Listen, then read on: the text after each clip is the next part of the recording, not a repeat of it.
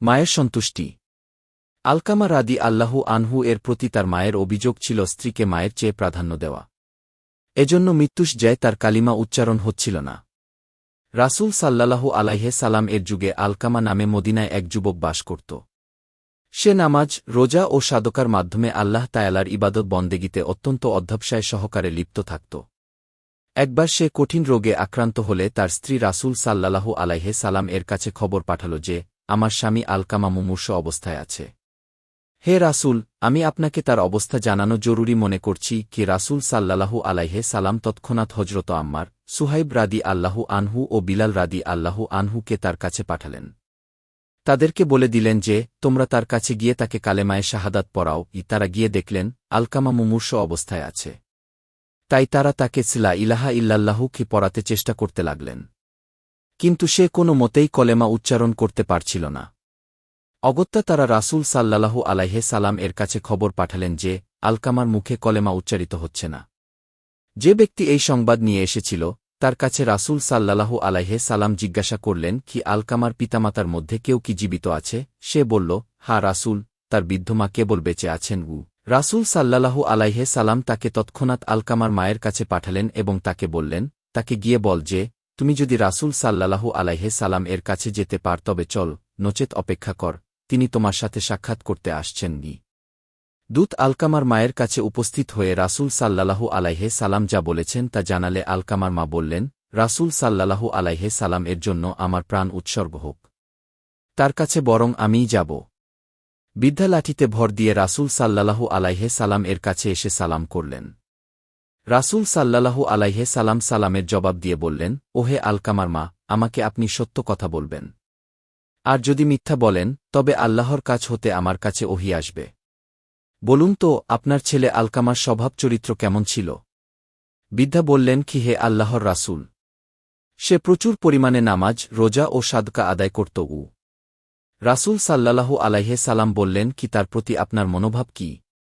বৃদ্ধা বললেন, হে আল্লাহর রাসূল, আমি তার প্রতি অসন্তুষ্ট। রাসূল সাল্লাল্লাহু আলাইহি সাল্লাম বললেন, কেন?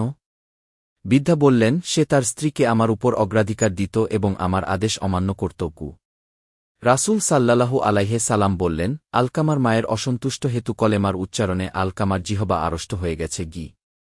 তারপর রাসূল সাল্লাল্লাহু আলাইহি সাল্লাম বললেন, হে বিলাল, যাও, আমার জন্য প্রচুর পরিমাণে কাষ্ঠ জোগাড় করিয়া নিয়ে আস। বৃদ্ধা বললেন, হে আল্লাহর রাসূল, কাষ্ঠ দিয়ে কি করবেন? রাসূল সাল্লাল্লাহু আলাইহি সাল্লাম বললেন, আমি ওকে আপনার সামনেই আগুন দিয়ে পুড়িয়ে দেব। বৃদ্ধা বললেন, হে আল্লাহর রাসূল, আমার সামনেই আমার ছেলেকে আগুন দিয়ে পোড়াবেন? আমি তা সহ্য করতে পারব না। রাসূল সাল্লাল্লাহু আলাইহি সাল্লাম বললেন, ওহে আলকামার মা, আল্লাহর আযাবের চেয়েও কঠোর এবং দীর্ঘস্থায়ী। এখন আপনি যদি চান যে আল্লাহ আপনার ছেলেকে মাফ করে দিক, তাহলে তাকে আপনি মাফ করে দিন এবং তার উপর সন্তুষ্ট হয়ে যান।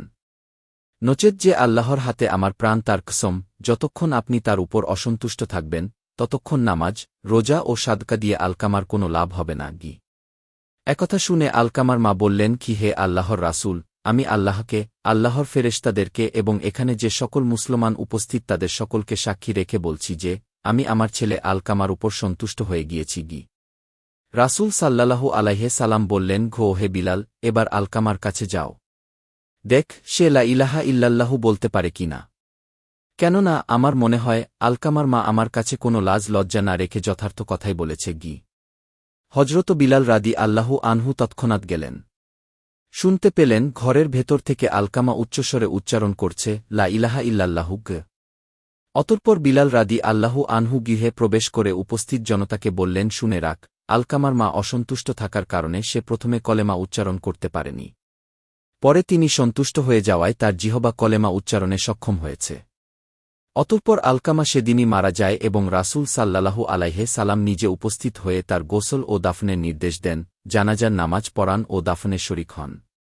অতঃপর তার কবরে দাঁড়িয়ে রাসূল সাল্লাল্লাহু আলাইহি সাল্লাম বললেন, হে আনসার ও মুহাজিরগণ, যে ব্যক্তি মায়ের উপর স্ত্রীকে অগ্রাধিকার দেয় তার উপর আল্লাহ, ফেরেশতাগণ ও সকল মানুষের অভিসম্পাত। আল্লাহ তার পক্ষে কোনো সুপারিশ কবুল করবেন না। কেবল তওবা করে ও মায়ের প্রতি সদ্ব্যবহার করে তাকে সন্তুষ্ট করলেই নিস্তার পাওয়া যাবে। মনে রাখবে, মায়ের সন্তুষ্টিতেই আল্লাহর সন্তোষ এবং মায়ের অসন্তোষেই আল্লাহর অসন্তোষ গে।